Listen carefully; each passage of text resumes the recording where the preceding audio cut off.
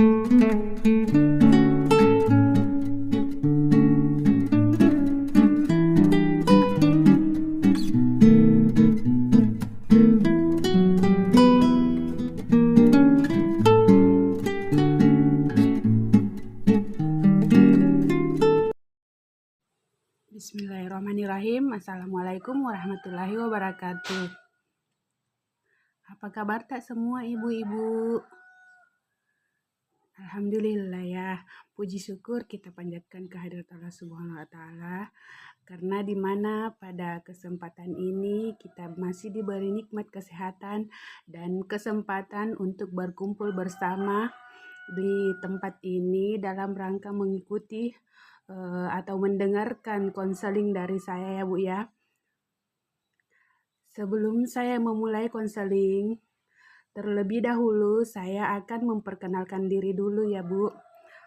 Atau ada yang sudah kenal dengan saya? Ya baiklah, perkenalkan nama saya Jumrah. Saya mahasiswa ITKES Muhammadiyah Sidrap yang pada kesempatan kali ini akan memberikan konseling yang berjudul jenis permainan anak berdasarkan usia.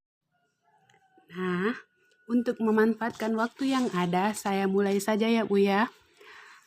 Tapi sebelum saya memulai, saya mau dengar di antara ibu-ibu dulu apa itu atau bagaimana itu bermain. Tidak ada ya? Nah, kalau begitu saya coba jelaskan ya Bu.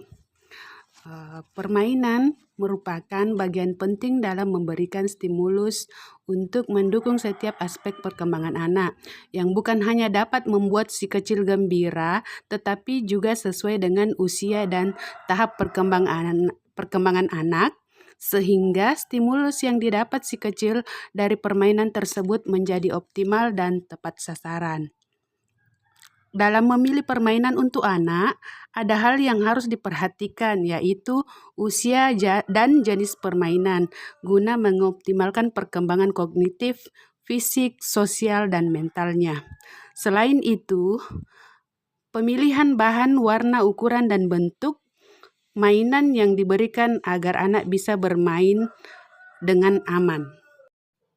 Sebagaimana telah saya sampaikan tadi, usia anak perlu diperhatikan ya dalam pemilihan jenis permainan. Nah, pertama kita masuk ke usia kurang dari 1 tahun. Di usia ini kita bisa memberikan anak mainan gantung, di mana fungsinya ini untuk merangsang penglihatan dan pendengaran. Ada juga mainan dengan cermin, fungsinya untuk mengenali wajah dan tubuhnya sendiri. Dengan melihat wajah dan dirinya dalam cermin, biasanya anak tertawa riang. Kemudian ada juga mainan kerincingan, fungsinya untuk melatih pendengaran. Ada juga buku yang terbuat dari kain, biasanya berbagai gambar dan warna, fungsinya untuk merangsang penglihatan dan mengenali bentuk. Ada juga mainan cincin susun, fungsinya untuk merangsang motorik halus, mulai memperkenalkan warna dan angka. Meskipun pada usia ini anak belum mampu mengenali, tapi paling tidak ibu bisa mulai perlahan memberikan rangsangan ya Bu ya. Kemudian ada mainan gigitan untuk merangsang pertumbuhan gigi anak. Dan juga di usia ini anak sudah bisa diperkenalkan mainan yang bisa diremas. Fungsinya untuk melatih kemampuan menggenggam anak seperti bola karet, boneka dan lain-lain. Dan kita masuk ke usia 1-3 tahun. Pada usia ini, berikan mainan yang bisa mendukung proses anak mengenali lingkungan sekitar. Olehnya itu dianjurkan untuk memberi mainan balok. di mana mainan balok ini dapat disusun dengan berbagai bentuk. Fungsinya untuk merangsang koordinasi mata, tangan, dan pikiran anak. Kemudian boleh juga diberi krayon dan buku gambar. Fungsinya untuk melatih motorik halus dan kreativitas. Dalam menggambar, biarkan anak menggambar sesuka hati untuk meluangkan imajinasinya. Kemudian di usia ini juga anak-anak sudah bisa diberi permainan kapal-kapalan, mobil-mobilan, dan lain-lain. Di mana permainan ini mengajarkan anak berpura-pura memainkan peran. Fungsinya untuk membantu perkembangan kecerdasan emosi, keahlian bersosialisasi, dan mengajarkan anak merawat barang yang ia sukai. Kemudian permainan bola. Permainan bola ini anak diajari lempar tangkap, di mana fungsinya untuk melatih ketangkasan serta koordinasi tangan dan mata. Kemudian pada usia 3 tahun anak sudah bisa diajari sepeda roda 3. Fungsinya untuk merangsang konsentrasi sekaligus gerakan tubuh anak.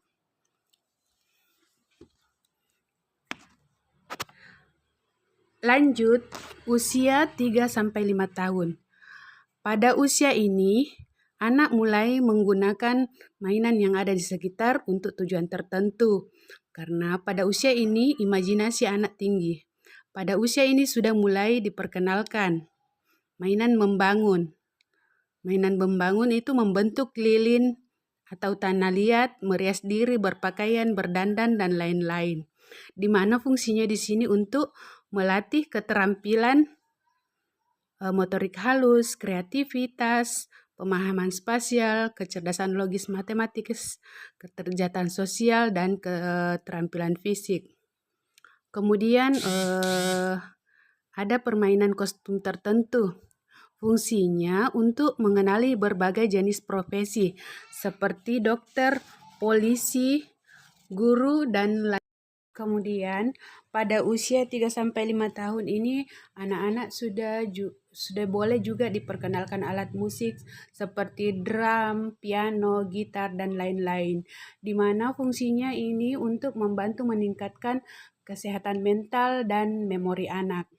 Kemudian perangkat olahraga seperti bola kaki, raket, basket, diajari renang, dan lain-lain. Di mana fungsinya untuk kesehatan fisik maupun perkembangan sosial dan emosionalnya.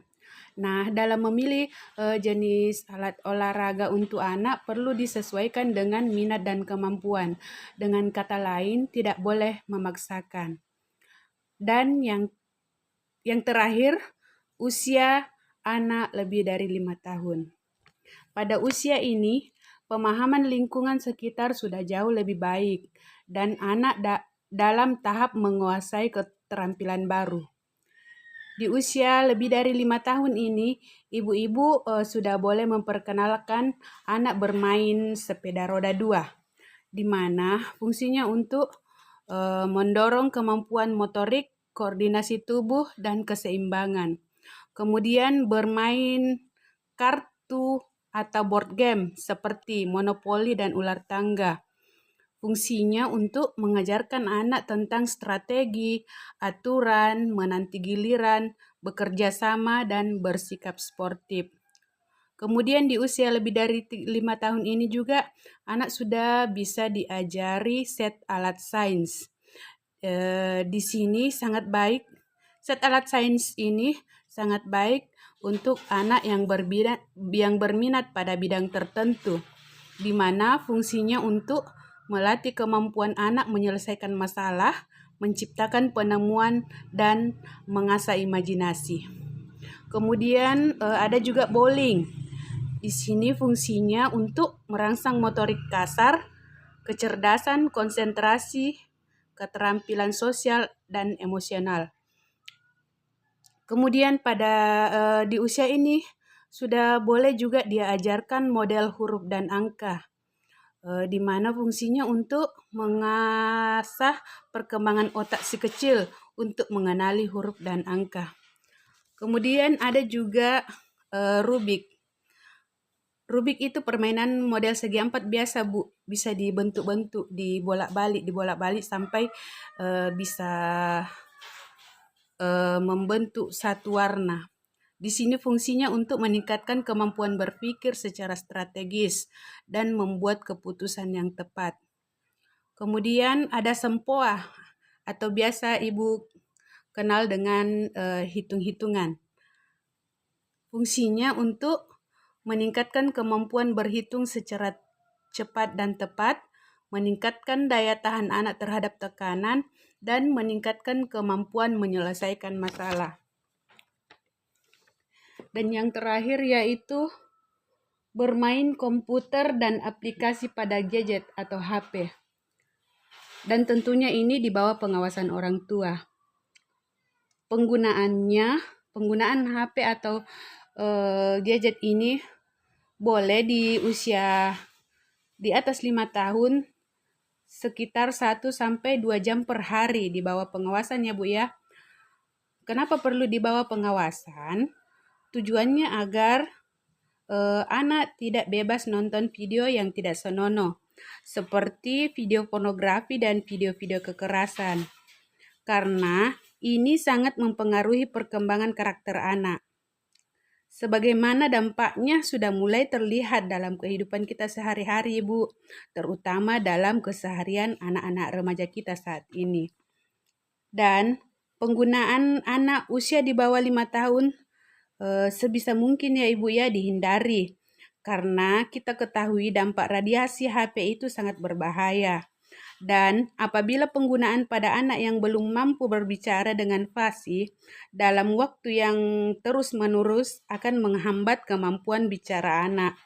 Karena sifatnya nonton HP ini monoton. Sekali lagi, di usia lebih dari 5 tahun sudah boleh diperkenalkan atau digunakan, tapi tetap di bawah pengawasan agar anak mampu memanfaatkan sesuai kebutuhan dan tepat sasaran. Mengingat era digital sekarang, anak sudah mulai dituntut untuk mampu menguasai teknologi agar mampu bersaing dalam perkembangan dunia ilmu pengetahuan dan teknologi. Nah, itu ya Bu ya. Demikianlah konseling singkat dari saya. Sampai di sini mungkin ada yang mungkin ada yang ibu ingin tanyakan. Saya berikan kesempatan.